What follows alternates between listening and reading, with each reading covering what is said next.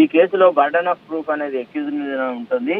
అక్యూజ్డే నేను నిర్దోషిని అని నిరూపించుకోవాలి అని చెప్పినారు. కాబట్టి ఈమె ఇన్ని ట్రాన్సాక్షన్స్లలో వేళ్లు పెట్టింది కాబట్టి ఈమెకు అంత సులభం కాదు. ఇప్పట్లో ఆమెకు బెయిల్ దొరుకుతుందన్న గ్యారంటీ లేదండి.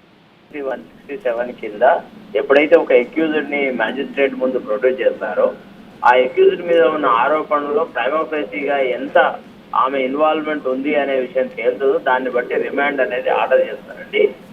అంటే ఆ జ్యుడిషియల్ ఆఫీసర్ కి కన్విన్స్ అయినారు ఏమని, కవిత రోలిస్ కి ఈ రోల్ ప్లే చేసింది, షీఈ్ ది కింగ్ పిన్, ఆమె అరెస్ట్ సబబే సక్రమమైనటువంటి భావనతోని ఆమెను 7 days పోలీసు అంటే జ్యుడిషియల్ రిమాండ్ కి పంపించినారు.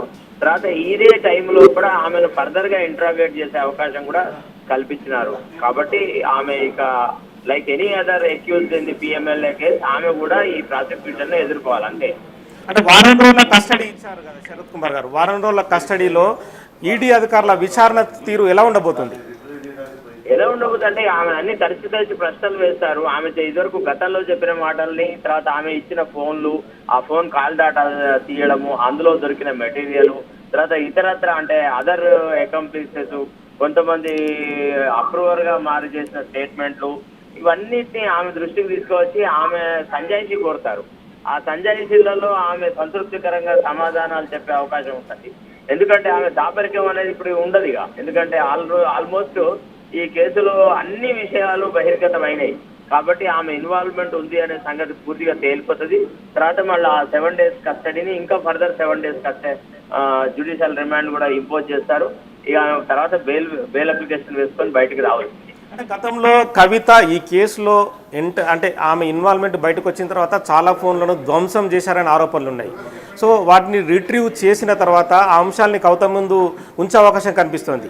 మరి ఒకవేళ కవిత మౌనంగా ఉండి ఈడీ అధికారులకు సమాధానం చెప్పుకుంటే పరిస్థితి ఏంటి? మౌనంగా ఉండడం అనేది ఇంపాసిబుల్. ఎందుకు అంటే మౌనంగా ఉన్నా అది ఆమె యాక్సెప్టబిలిటీ తేలుతుంది. ఇప్పుడు ఈ అంశం ఇది, దీంట్లో మీరు పార్టిసిపేట్ అయ్యారు, ఈ వ్యక్తులతో మీరు ఈ సందర్భాలలో మాట్లాడారు, మీరు మాట్లాడిన విషయం ఇది అని వాళ్ళు చూపెట్టిన తర్వాత ఇంకా ఆమె ఒప్పుకోక తప్పదు.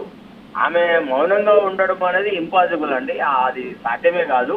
ఈ దశలో కూడా ఆమె పూర్తిగా అంటే పూర్తి కుక్కల వెంటికి ఈ కేసులో ఇన్వాల్వ్ అయిన సంగతి పూర్తిగా నిర్ధారణ అయినాకనే ఆమె అరెస్ట్ అనేది చేయడం జరిగింది.